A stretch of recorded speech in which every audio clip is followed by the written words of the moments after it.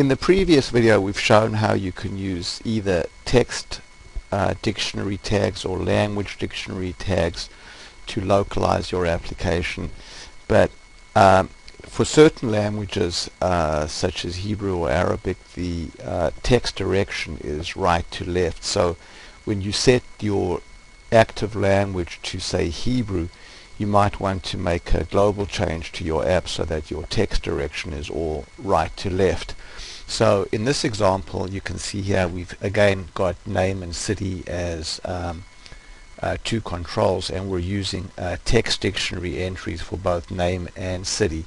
So if we go now to our MySQL database, we can see here in our MySQL database that for city in our default language we have the word city and then default, but then for city in Hebrew we actually have the Hebrew text, and then for name in Hebrew we have the default Hebrew word.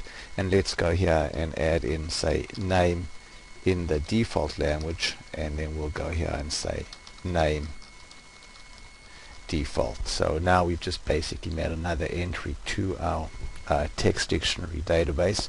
So now if we go and we run this component now in English, we can see that, we need to go here and change our properties now to back to our default language, which is either angle bracket default or just a blank value. So when we run this now, we basically see name default and city default.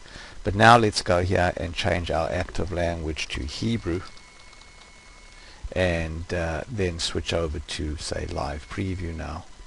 And now we can see that the labels have all been replaced with their Hebrew equivalents by making a lookup in the text dictionary.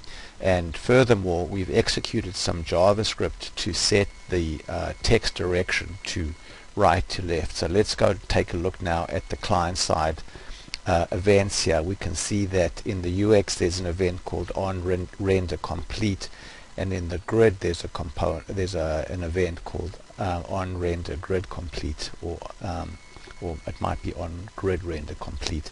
And here we're saying that if the active language, so we're looking inside the dialog.object underbar active language. In the case of a grid, this would be grid.object, and then underbar active language. This is a property that gets set when the component is run. So we're saying that if the active language is Hebrew, then get a pointer to the body style and set the direction to right to left. So this is how we were able to change the text direction to right to left for the Hebrew language. Thanks very much for watching.